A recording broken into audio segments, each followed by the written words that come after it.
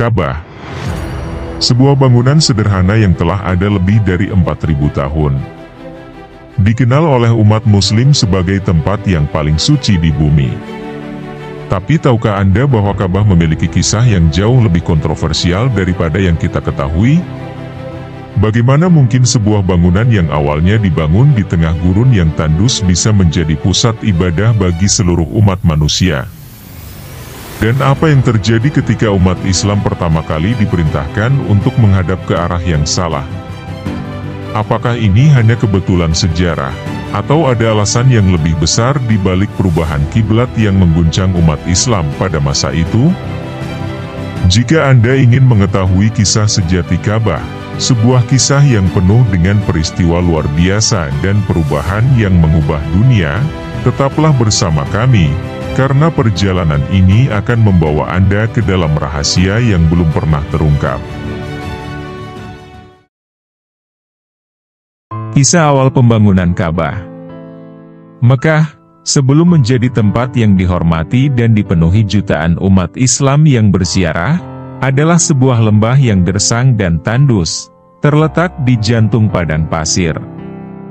Tak ada tanaman, tak ada air, hanya pasir dan batu yang menghampar luas. Disitulah, Allah memutuskan untuk menurunkan tugas yang sangat mulia kepada Nabi Ibrahim dan putranya, Nabi Ismail. Namun, sebelum membangun Ka'bah, ada sebuah ujian besar yang harus dijalani oleh Nabi Ibrahim dan keluarganya. Suatu hari, Allah memerintahkan Nabi Ibrahim untuk meninggalkan istrinya, Siti Hajar, dan putranya yang masih bayi, Ismail, di tengah lembah yang tak berpenghuni ini. Tak ada yang bisa mereka harapkan selain ketergantungan penuh pada rahmat dan pertolongan Allah.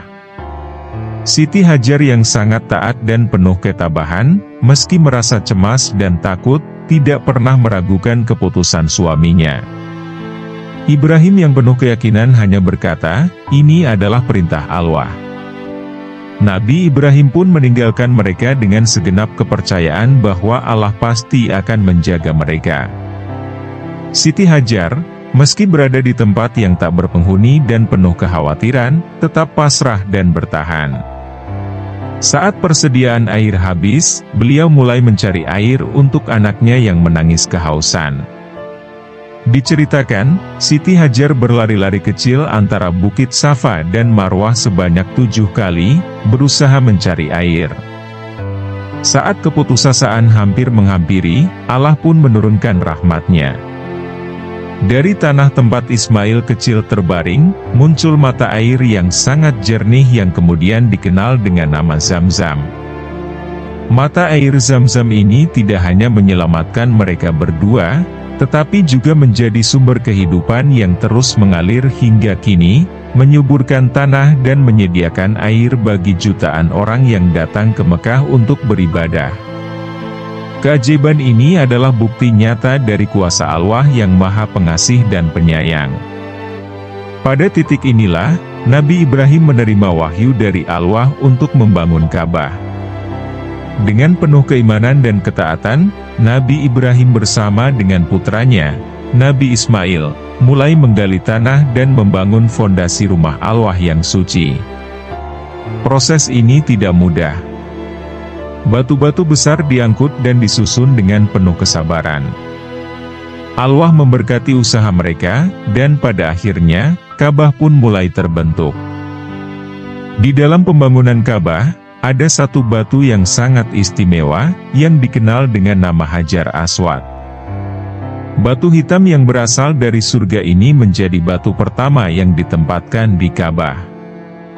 Dalam banyak riwayat disebutkan bahwa Hajar Aswad adalah batu yang diturunkan Allah kepada Nabi Ibrahim untuk dijadikan bagian dari struktur Ka'bah. Batu ini memiliki kedudukan yang sangat mulia, karena menjadi simbol ikatan yang menghubungkan umat manusia dengan Tuhan mereka.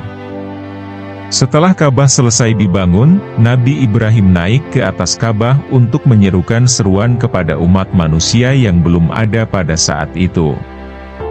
Meskipun suara Nabi Ibrahim tidak terdengar oleh siapapun, seruan itu akan terus terdengar oleh umat manusia yang akan datang di masa depan. Seruan tersebut adalah panggilan untuk datang dan menyembah Tuhan Yang Maha Esa di rumahnya yang penuh berkah. Wahai umat manusia, datanglah ke rumah Allah ini untuk beribadah kepadanya.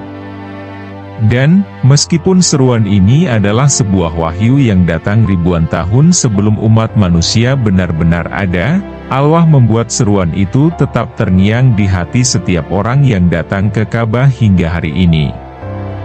Sejak saat itu, Ka'bah menjadi tempat yang sangat mulia, bukan hanya bagi Nabi Ibrahim dan putranya, tetapi juga bagi umat manusia yang akan datang setelahnya. Ka'bah menjadi simbol ketaatan dan penyembahan kepada Allah.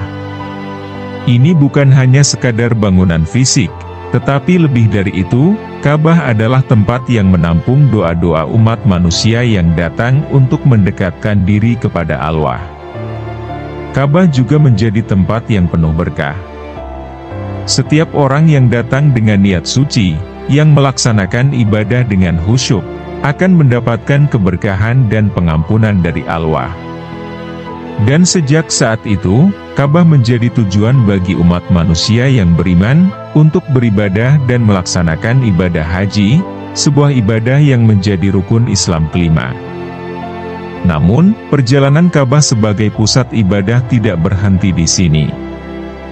Dalam perjalanan sejarahnya, Ka'bah sempat mengalami kerusakan dan bahkan penghancuran. Salah satu peristiwa besar adalah ketika Ka'bah dihancurkan oleh pasukan Abraha yang dipimpin oleh seorang gubernur Abisinia, pada masa menjelang kelahiran Nabi Muhammad. Pasukan ini datang dengan niat untuk menghancurkan Ka'bah dan menggantinya dengan gereja besar yang lebih megah. Namun, Allah melindungi Ka'bah dengan mengirimkan pasukan burung yang menghujani mereka dengan batu dari neraka, menghancurkan pasukan tersebut, dan menjaga Ka'bah tetap berdiri kokoh. Peristiwa ini dikenal dengan nama peristiwa Tahun Gajah.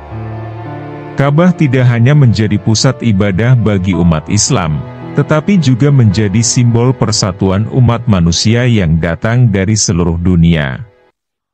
Tak peduli suku, bahasa, warna kulit, atau kedudukan sosial, umat Muslim datang ke Ka'bah dengan satu tujuan yang sama, menyembah Allah dan mengikuti ajaran Nabi Ibrahim.